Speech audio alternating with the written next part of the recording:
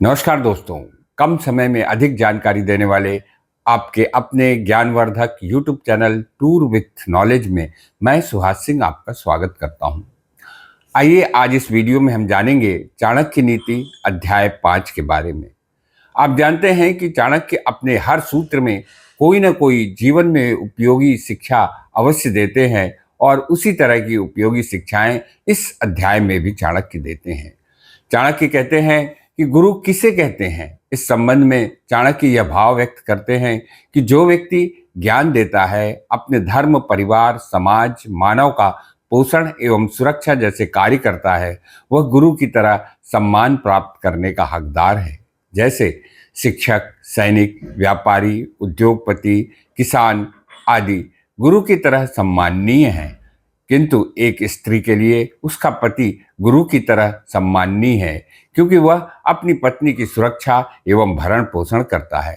इस सूत्र से हमें शिक्षा मिलती है कि जिस व्यक्ति का भी हमारे जीवन में कुछ भी योगदान है, वह गुरु के समान सम्माननीय एवं पूजनीय है।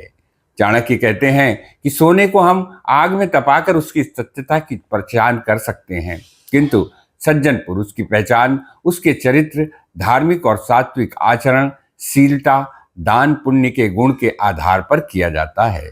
इस सूत्र से हमें शिक्षा मिलती है कि मनुष्य के क्रियाकलाप, आदत, आचरण के द्वारा उसके चरित्र के बारे में जाना जा सकता है। संकट के समय हमें क्या करना चाहिए, इस संबंध में चाणक्य कहते हैं कि एक बुद्धिमान मनुष्य को चाहिए कि वह मारपीट, झगड़ा झंझट जैसी परेशानियों से दूर रहने का प्रयास करे, किंतु यदि कोई संकट या परेशानी सामने आ ही जाती है तो धैर्य और निडरता के साथ उसका सामना करें, उससे भागने का प्रयास न करें, क्योंकि आप भागने की कोशिश करेंगे तो परास्त हो जाएंगे। इस सूत्र से हमें शिक्षा मिलती है कि परेशानियों से कभी भी डरकर भागना नहीं चाहिए, बल्कि उसका सामना करना चाहिए। चाणक्य कहते हैं कि एक ही नक्षत्र में एक ही माँ के गर्भ से उत्पन्न दो बच्चों का स्वभाव और गुण दोष अलग अलग हो सकता है। अर्थात मनुष्य को भाग्यवादी नहीं होना चाहिए, क्योंकि जिस तरह एक ही बेर के पेड़ में बेर और कांटे दोनों उगते हैं, किंतु दोनों का गुण और स्वभाव एक दूसरे के विपरीत होता है, उसी तरह मनुष्य के साथ भी होता है। इस सूत्र से हमें शिक्षा मिलती है कि अच्छे मुहूर्त में जन्म लेने के बाद भी आवश्यक नहीं कि उसका भविष्य अच्छा हो। चाणक्य मनुष्य को पहचानने का तरीका बताते हुए कहते हैं कि जो मनुष्य अधिकार के पीछे भागता है वह लालची, लोभी और भ्रष्टाचारी होता है। जो व्यक्ति स्त्री के रूप, रंग, सौंदर्य के पीछे भागता है, उसे महत्व देता है, वह कामुक स्वभाव का होता है। ऐसे व्यक्ति को अपने घर परिवार से दूर रखना चाहिए। इसी तरह मूर्ख व्यक्ति उदंड प्रवृत्ति का, कड़वा बोलने वाला होता है। दूसरी ओर जो व्यक्ति स्पष्टवादी, सत्यवादी होगा, वह आपके सामने ही आपके विरोध में विचार व्यक्त करने वाला होगा। वह आपके साथ मक्कारी, धूर्तता या धोखेबाजी कभी नहीं करेगा। इस सूत्र से हमें शिक्षा मिलती है कि अधिकार के पीछे भागने वाले, स्त्रियों के रूप रंग पर आकर्षित होने वाले और कड़वा बोलने वाले के साथ कभी भी मित्रता नहीं करनी चाहिए।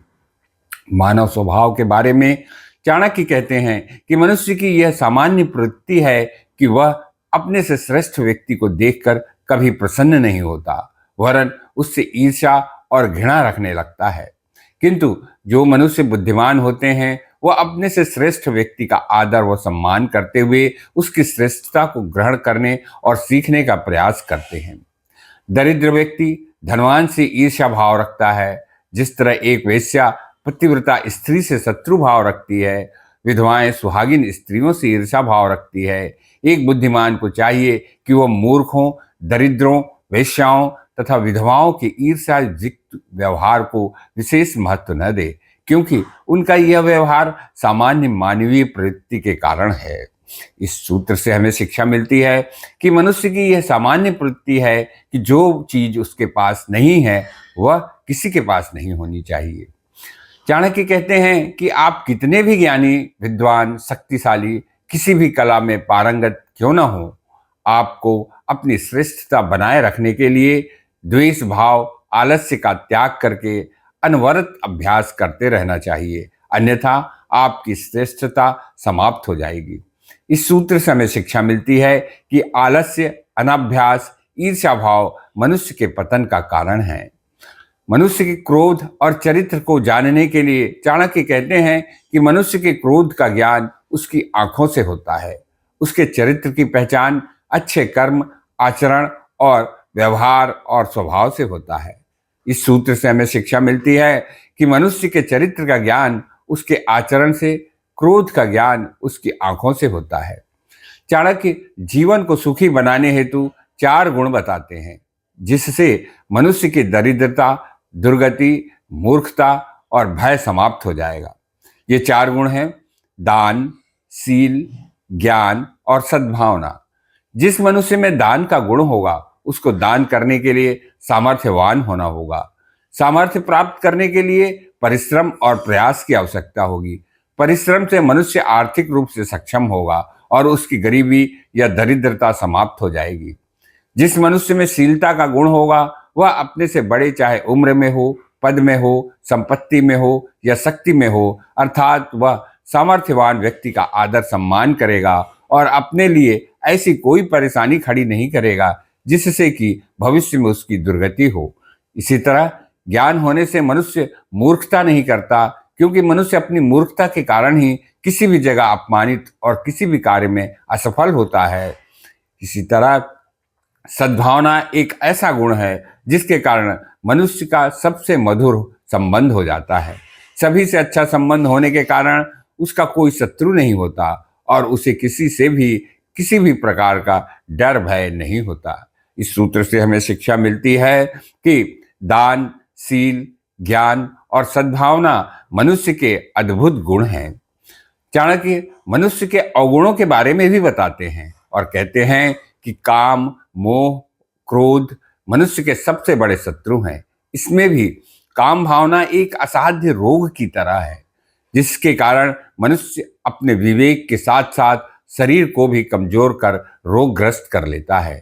मोह मनुष्य का ऐसा शत्रु है जो मनुष्य का विवेक, चरित्र, नियत, सम्मान, संपत्ति, साम्राज्य सब कुछ नष्ट कर देता है। मोह चाहे संपत्ति का हो, परिवार का, पद का या सम्मान का मोह का अंत पीड़ादायक ही होता है। उसी तरह क्रोध व्यक्ति का दूसरा शत्रु है। क्रोध में मनुष्य विवेक शून्य और अदूरदर्शी हो जाता है। क्रोध के कारण ही क्रोधी मनुष्य अपना विनाश कर लेता है। मनुष्य केवल ज्ञान और धैर्य के द्वारा ही उक्त दुर्गुणों पर विजय प्राप्त कर सकता है। इस सूत्र से हमें शिक्षा मिलती है कि ज्ञान एक ऐसा गुण है जो मनुष्य को हर तरह की परेशानियों से मुक्ति दिलाता है। चाणक्य कहते हैं कि मनुष्य के अनेक सगे संबंधी, मित्र, पुत्र, पुत्री, पत्नी, पति हो सकते हैं, किंतु आपको स्वयं को अकेला समझकर इतना सशक्त, आत्मनिर्भर और मानसिक रूप से मजबूत बनाना चाहिए जिससे आप इस संसार में पूर्णतः अकेले हैं और सब कुछ आपको अकेले ही करना है। मनुष्य अकेले जन्म लेता है और अकेले ही मरता है। हर प्रकार का शारीरिक, मानसिक सुख दुख अकेले ही भोगता है। अपने अच्छे बुरे कर्मों का फल भी अकेले ही भोगना पड़ता है। उसमें कोई भी भागीदार नहीं होता है। इस संसार में अकेले ही विदा होना पड़ता है और मोक्ष भी अकेले ही प्राप्त होता है। इस सूत्र से हमें शिक्षा मिलती है कि संसार में हर प्राणी का अपमान अलग अस्तित्व है। इस सूत्र से हमें शिक्षा मिलती है कि संसार में हर प्राणी का अपना अलग अस्तित्व है। चाणक्य कहते हैं कि ब्राह्मण का आदर सम्मान उसके ज्ञान के कारण होता है। इसी कारण उसे स्वर्ग प्राप्त होता है। एक क्षत्रिय या सैनिक को सम्मान इसलिए दिया जाता है क्योंकि वह दूसरों के प्राणों की रक्षा के लिए युद्ध कर अपने प्राणों को न्यौछावर करने को तत्पर रहता है। साधु को सम्मान लोभ न होने के कारण और चरित्रवान को इंद्रियों पर नियंत्रण रखने के कारण मिलता है। इस सूत्र से शिक्षा मिलती है कि मनुष्य को आदर सम्मान उसके परिश्रम और त्याग के कारण प्राप्त होता है। चाणक्य मित्र के बारे में बताते हैं कि परिस्थिति, आवश्यकता एवं उपयोगिता के अनुसार मित्र की परिभाषा बदल जाती है। जैसे विदेश जाने वाले व्यक्ति के लिए विद्या या ज्ञान उसका सच्चा मित्र है। घर, परिवार, गृहस्थ के लिए पतिव्रता नारी सच्ची मित्र है। एक बीमार व्यक्ति के लिए दवाई सच्चा मित्र है। मृत्यु के समय मनुष्य के धर्म और अच्छे कर्म उसके सच्चे मित्र हैं, क्योंकि उसके धर्म कर्म ही उसके साथ जाते हैं और परलोक सुधारते हैं। इसलिए मनुष्य को जीवन में धार्मिक और अच्छे कर्म करना चाहिए। इस सूत्र से हमें शिक्षा मिलती है कि आवश्यकता के अनुसार मित्र की परिभाषा बदल जाती है।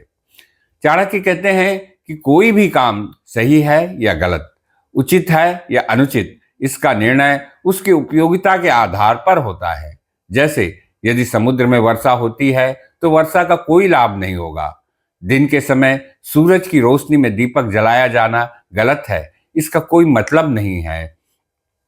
जिसका पेट भरा हुआ हो उसे भोजन करवाना भी गलत है, उसका कोई औचित्य नहीं है। इसी तरह धनवान व्यक्ति को दान देने का कोई मतलब नहीं है, इससे न कोई प्राकृतिक लाभ होता है और न कोई पुण्य लाभ प्राप्त होता है।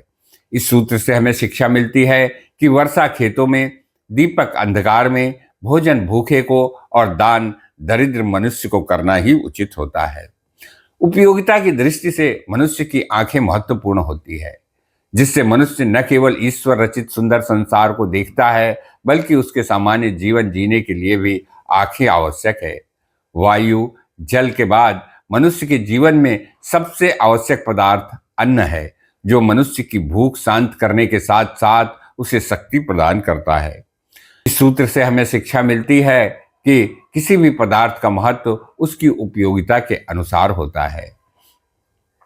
इच्छाओं के संबंध में चाणक्य कहते हैं कि जो चीज जिसके पास नहीं होती वह उसी को प्राप्त करने का इच्छुक होता है। जैसे गरीब एवं निर्धन व्यक्ति को धन प्राप्ति की इच्छा होती है, पशुओं को बोलने की इच्छा होती है, साधुओं को मोक्ष प्राप्त करने की इच्छा होती है। इस सूत्र से हमें शिक्षा मिलती है कि संसार में प्रत्येक मनुष्य असंतुष्ट और अतृप्त है। मनुष्य जीवन भर धन संपदा, अपने परिवार, सगे संबंधियों के मोह में लगा रहता है। ये सारे लोग आपकी मृत्यु के समय आपका साथ छोड़ देते हैं। मृत्यु के समय केवल आपके धर्म कर्म ही आपके साथ जाते हैं। इसलिए जीवन में कभी भी धर्म के मार्ग से विचलित नहीं होना चाहिए। जिस प्रकार सूर्य का प्रकाश अंधकार को समाप्त कर देता है, उसी प्रकार धर्म कर्म मनुष्य की निराशा को समाप्त कर आशावादी बनाते हुए उसके लोक परलोक को सुधार देता है। इस सूत्र से हमें शिक्षा मिलती है कि मनुष्य को धर्म का साथ कभी नहीं छोड़ना चाहिए। चाणक्य धूर्तों के बारे में कहते हैं कि सामान्य रूप से धूर्तता करने वाले बहुत शक्तिशाली और बहादुर नहीं होते, किंतु उनकी मनोवृत्ति दूसरों को नुकसान पहुंचाकर स्वयं लाभ प्राप्त करने की होती है और वे इसी प्रयास में लगे रहते हैं। इस श्रेणी में मनुष्य में बाल काटने वाली, फूल तोड़ने वाली, पक्षियों में कौवा, पशुओं में गीदड़ होते हैं। अतः इनसे सतर्क रहने की आवश्यकता है। इस सूत्र से हमें शिक्षा मिलती है धूर्तों की मनोवृत्ति दूसरों को नुकसान पहुंचाने की होती है। दोस्तों, मैंने प्रयास किया है कि चाणक्य नीति अध्याय 5 में आपको जीवन में उपयोगी आवश्यक जानकारी एवं शिक्षा प्रदान करूं। उम्मीद है आपको यह वीडियो अच्छा लगा होगा। यदि आपको यह वीडियो अच्छा लगा है तो कृपया इस चैनल को सब्सक्राइब करते हुए लाइक अवश्य करिएगा और साथ ही साथ कमेंट करना मत भूलिएगा। आप सभी को बहुत बहुत धन्यवाद।